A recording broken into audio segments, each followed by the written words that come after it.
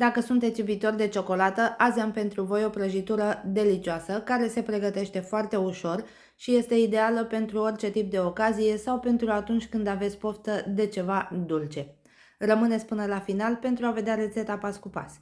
Începem cu untul pe care va trebui să îl topim. În cazul în care nu aveți un cântar, puteți să vă uitați pe ambalajul acestuia pentru că vine semnalat la câte 25 de grame sau 50 de grame și așa puteți tăia felia dorită. Folosim 150 de grame de unt pe care îl topim la cuptorul cu microunde sau pe baie de abur. După ce l-am topit, îl vom da deoparte și îl lăsăm să se răcească în timp ce vom începe rețeta. Avem nevoie de 6 ouă pe care le spargem într-un bol mai mare, adăugăm un praf de sare peste ele și le vom mixa timp de aproximativ 4 minute sau până când își vor triplica volumul și vor deveni foarte spumoase. La jumătatea mixării, când deja s-au spumat puțin, putem să începem să adăugăm treptat zahărul. Sunt 200 de grame sau o cană nu foarte plină. Puteți să măsurați și cu lingura, o lingură foarte plină de zahăr cântărește 20 de grame. După ce s-au spumat foarte bine ouăle împreună cu zahărul, adăugăm și o linguriță de esență de rom sau de vanilie. Punem de asemenea și un pahar nu foarte plin de lapte sau 200 de mililitri. Mai mixăm încă puțin atât cât să se încorporeze laptele, iar apoi putem să adăugăm și untul care între timp s-a răcit. Continuăm să mixăm câteva secunde, doar atât cât să încorporăm untul în compoziție. Apoi vom da mixerul deoparte pentru că nu îl vom mai folosi și ne ocupăm de ingredientele uscate. Avem nevoie de o cană și jumătate de făină sau 300 de grame, peste care adăugăm o lingură de praf de copt sau 10 grame și 5 linguri foarte pline de cacao sau 50 de grame. Amestecăm foarte bine pentru a omogeniza aceste 3 ingrediente, după care le vom cerne treptat peste compoziția anterioară și cu ajutorul unui tel amestecăm până le incorporăm. Aceasta este textura pe care trebuie să o aibă compoziția pentru blat.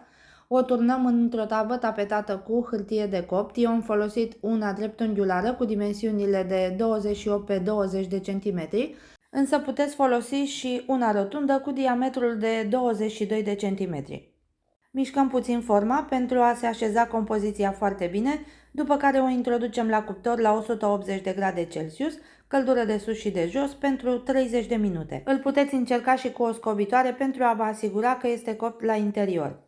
Eu, după ce l-am scos de la cuptor, l-am lăsat 5 minute în tavă pentru a se răci un pic, după care i-am înlăturat hârtia de pe margini și l-am așezat cu grijă cu hârtia de la bază pe un grătar pentru a se răci complet. Dacă vă place la această prăjitură, puteți folosi piersici în compot sau de asemenea și un compot de ananas. Separăm siropul pentru că pe acesta îl vom folosi la însiroparea blatului, iar piersicile le vom toca mărunt, însă înainte le vom usca cu un șervețel. La nevoie puteți să mai treceți cuțitul peste ele pentru a le mărunți foarte bine. Punem un capac pe deasupra blatului și îl întoarcem invers pentru a-i scoate hârtia de la bază, după care îl vom așeza din nou pe același capac și cu ajutorul unui cuțit din acesta cu zimți vom tăia blatul pe jumătate, așa pe lungime, pentru a scoate două foi. Iar apoi îl tăiem puțin și pe deasupra pentru a-i scoate stratul acesta subțire, în așa fel el se va însiropa foarte bine. Așezăm prima foaie de blat pe un platou destul de încăpător, unde vom servi la final prăjitura și îl vom însiropa cu jumătate din zeama de la compot. Îl lăsăm să se odihnească 2-3 minute pentru a-și trage siropul, după care vom adăuga 150 de grame sau 5 linguri foarte pline de Nutella. Dacă nu vă place acest tip de cremă, puteți să pregătiți în casă orice altă cremă de ciocolată. În descrierea videoclipului am să vă las alte idei de cremă de ciocolată. După ce am întins-o bine pe toată suprafața, punem și piersicile tocate, apoi așezăm și celălalt blat, apăsăm ușor pentru a se lipi, îl însiropăm cu restul de zeamă de compot și îl vom lăsa puțin deoparte pentru a-și trage foarte bine siropul, timp în care ne ocupăm de unt. Mai avem nevoie de încă 50 de grame de unt foarte moale la temperatura camerei, pe care îl vom freca cu telul până când va deveni cremos. Peste el mai adăugăm încă 4 linguri de Nutella și continuăm să amestecăm foarte bine până când vom obține o compoziție omogenă. Aceasta va fi glazura prăjiturii. O punem pe deasupra și o întindem uniform, atât cât să acoperim foarte bine blatul pe deasupra și pe părțile laterale. Iar ca decor eu am folosit ciocolată albă rasă pe care am presărat-o așa pe deasupra. Însă decorul rămâne la alegerea voastră. Eu la final, pentru un aspect și mai plăcut, am mai adăugat și câteva bucăți de zmeură.